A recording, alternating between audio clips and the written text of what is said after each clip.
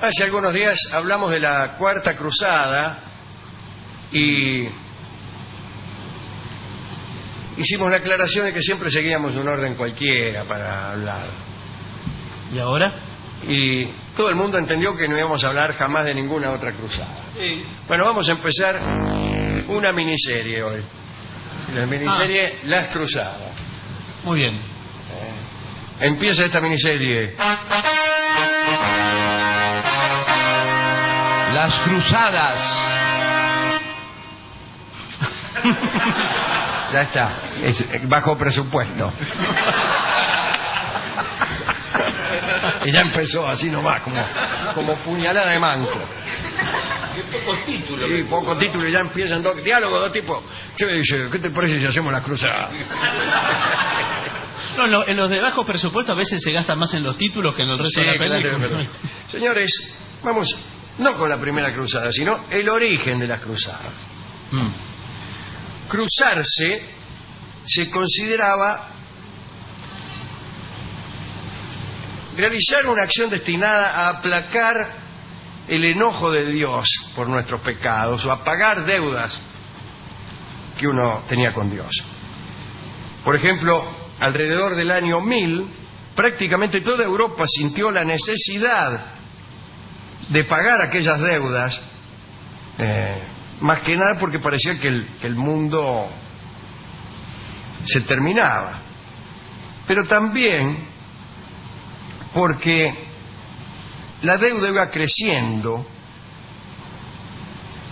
a raíz de un hecho que hería los sentimientos de los cristianos más fervientes. Jerusalén había caído en poder de los turcos y debía ser liberada. La primera de las 8 cruzadas para liberar a la Ciudad Santa tuvo lugar en el año 1096. Hoy contaremos cuáles fueron los detonantes y las razones de aquella primera expedición. Alejados los musulmanes de Occidente, por supuesto, a excepción de España, ¿no? Fueron alejados por la victoria de Carlos Martel en la batalla de Poitiers. Bueno, los turcos pusieron énfasis en sus conquistas orientales, que se extendieron desde China hasta Constantinopla. Con un ejército enorme y habiendo subordinado a los árabes, atacaron Jerusalén. Cuando la ciudad cayó en poder de los turcos, Occidente se indignó. Parece que con Jerusalén en manos de los turcos, muchos de los más fervientes cristianos empezaron a temer por las reliquias que se hallaban allí. Recuérdese la veneración que se tenía en aquel entonces por cualquier objeto ligado a algún santo. Hemos contado aquí un montón de historias acerca de las reliquias que se desenterraban, se robaban o se falsificaban. Sicardo, el duque de Benevento, obligó a los napolitanos a cederle San Gennaro e hizo la guerra a Amalfi únicamente para obtener los restos de Santa Trifóneme. En otra oportunidad, algunos mercaderes de Bari, en 1047, se conjuraron para robarse los huesos de San Nicolás. Incendiaron la iglesia donde los custodiaban. Bueno, crearon una iglesia después de haberse afanado los huesitos. Y atrajeron gente contando los supuestos milagros que esas reliquias operaban. O sea, tenía un sentido económico también tener reliquias célebres y eficaces. Pues si corría la bola, che, mirá, en la iglesia tal está la reliquia de San Fulano, y si vos vas te curás la escarlatina, qué sé yo. Muy bien, estando la Ciudad Santa en poder de los turcos, tenían miedo de que las más preciadas reliquias de la cristiandad cayeran en aquellas manos. Empezaron las peregrinaciones. Miles de devotos viajaban hasta Tierra Santa un poco para custodiar aquellos objetos y lugares, o quizás solo para verlos y purificarse o curarse, y si acaso para afanárselos. Entre otras cosas, fueron estos peregrinos quienes, al regreso de Jerusalén ocupada, contaron con horror las cosas que allí sucedían y las penurias a las que estaban sometidos los cristianos y judíos residentes en aquel lugar.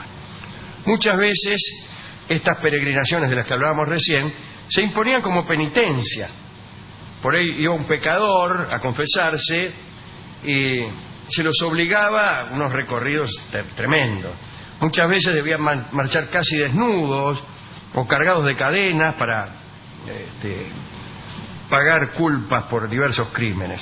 Incluso cuando llegó el año 1000, que todos pensaban que era el último, muchísimos vendían o donaban sus bienes e iban a morir allí mismo donde había muerto Cristo.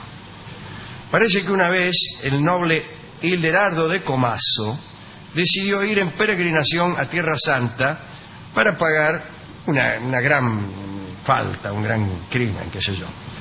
Bueno, Comaso iba a ir a caballo, pero el Papa, Gregorio VII, encontró demasiado leve la expiación y lo mandó a recitar 100 salmos diarios y a marchar con los pies descalzos y de ya para abstenerse de su mujer. Muy bien. Bueno, Hildegardo murió en algún pasaje desolado de la travesía. Ulrico, monje de Cluny, fue a Jerusalén descalzo, sin cortarse el pelo ni las uñas, sin tomar baño alguno y sin probar carne ni vino.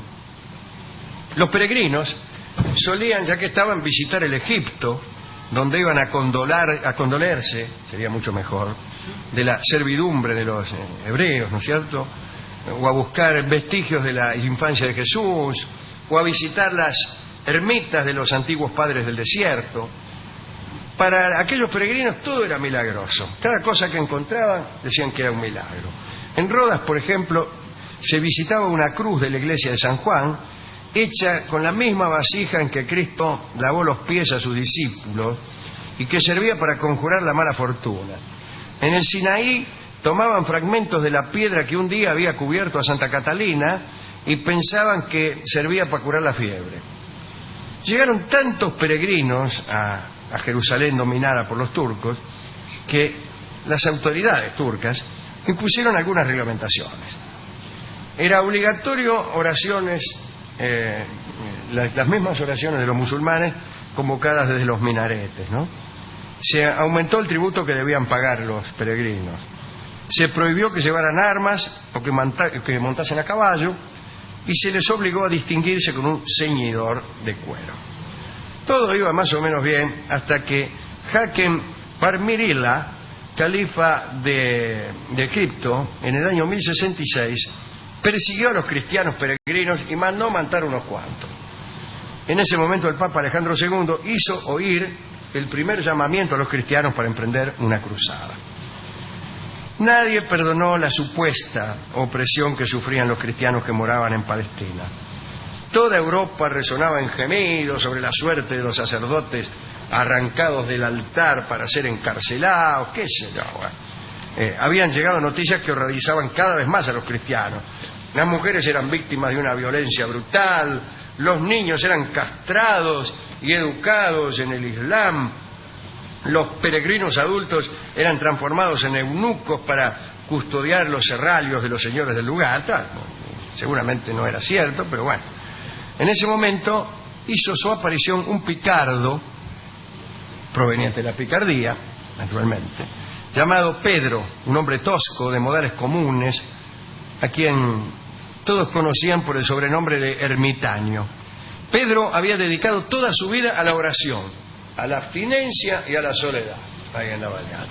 Un buen día pensó que estaba destinado a otra cosa más alta que a pasar la vida ahí dentro de su ermita, y quiso liberar Tierra Santa. El Papa Urbano II lo bendijo y Pedro recorrió todo el continente medio desnudo, con los pies descalzos, envuelto en andrajos, montado en una mula, y a discursear a la gente. El discurso fue repetido. Pedro tuvo muchos seguidores, miles, y muchos habían decidido encargarse de la liberación de Jerusalén, a como diera lugar. Se le juntó un montón de gente. El año 1095 fue espantoso, malas cosechas, hambre, peste, y había también algunos criminales que, ante el discurso de Pedro el Ermitaño, salían de sus cavernas y de los bosques y decían: yo me voy a Tierra Santa y así no me agarra la policía. En esos días llegaron hasta el Papa cartas de Alejo Comneno, que era emperador de Constantinopla, anunciando que los turcos planeaban saquear las reliquias romanas. Pronto se llamó un concilio, el famoso concilio de Clermont, y la asamblea fue tan numerosa que hubo necesidad de celebrarla a campo raso. Había como 40.000 niatos en un concilio, ¿no? Y bueno, ahí, qué sé yo, los obispos, yo no sé, hay que hacer una cruzada, qué sé yo. En ese concilio, además de decir, bueno, vamos a sacar a los turcos de Jerusalén, lo excomulgaron a Felipe Augusto, rey de Francia, en ese concilio. ¿Por qué? Felipe Augusto se había casado con una, ¿no? Y después conoció a otra que le gustó más, Bertrana, creo que se llamaba algo así, Bertrana. Repudió a la otra y se quedó con esta. Chao, se casó. Y al Papa no le gustó nada. Dice, qué sé. No existía el divorcio. Claro. No, te tenés que volver. No, dice, yo me quedo con esta mina, me gusta esta, chao. A la otra la había encerrado, me parece.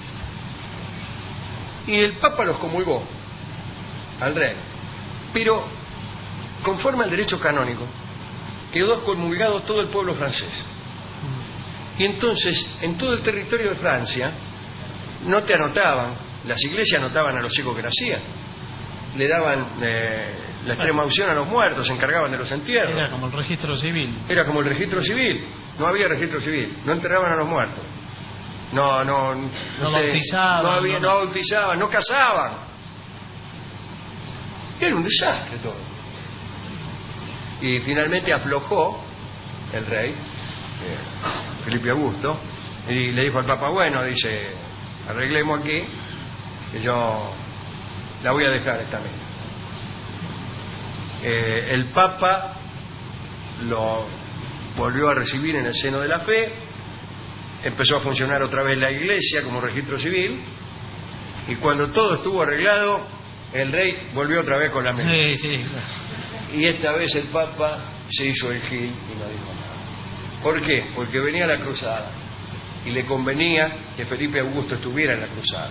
Y estuvo Felipe Augusto en la cruzada y, según dicen, se pegó un jabón tan grande o le dieron un disgusto tal, vaya a saber, que de golpe se quedó canoso.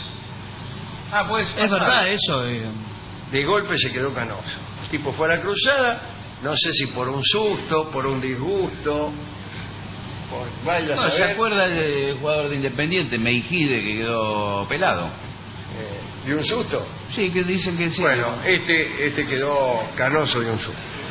Bueno, el caso es que estábamos ahí en ese concilio de Clermont, donde lo habían excomulgado a este tipo. Urbano II empezó a hablar ahí diciendo que los turcos eran malos todos, que los tenían como esclavos a los cristianos, que lo hacían mendigar por la calle, unas cosas así. Y muy bien, se indignaron todos y en nombre de la sangre de los mártires, Urbano II invitó a todos a unirse ante tanta blasfemia. Los varones, los nobles, los campesinos juraron olvidar sus propias injurias para vengar las injurias que recibía Cristo. Pedro el Ermitaño había juntado ya 60.000 hombres y los nobles otros 60.000. Al año siguiente, en 1096, al mando de los franceses Godofredo y Balduino de Bouillon, y también Raimundo de Toulouse, de los italianos Tancredo y Bohemundo de Tarento, 20 pueblos diferentes daban inicio a la primera de las cruzadas. Pero esa es otra historia, porque hoy habíamos quedado en hablar solamente de los preparativos. Y este fue el final del primer capítulo de Las Cruzadas. Pero usó el mismo disco que para empezar. Efectivamente. ¿Tenemos más presupuesto para la primera cruzada? Está filmándose. Fui a la discoteca. ¿Qué de cruzada? Yo no creo ¿Tango de cruzada? No creo que haya tango de cruzada. Toda la historia de este tipo. Y él me dijo que él había ido una vez a Lourdes. ¿Qué tiene que ver? Y bueno, peregrinaban a Tierra Santa, él dice que fue a Lourdes. Que iba a ir a Luján, pero le pareció que era muy lejos. Bueno, un desastre. La Le verdad preguntó a qué distancia estaba Luján, cuando se enteró dijo, me voy a Lourdes.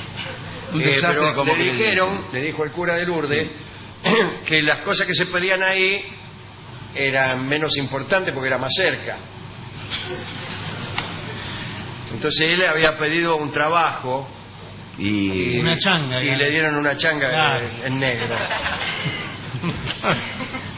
Así que eso me contó. Siempre Sí, la verdad me cuenta que cosas más el- importantes que las cruzadas, que tiene un afán de protagonismo, Sí, que él sí. quiere opacar la historia universal con la pavada que dice el discotecario. Entonces, él me dijo que a él le había gustado aquello de las peregrinaciones que hacían los cristianos y Sí. me dio un disco. ¿Cómo se llama? La peregrinación.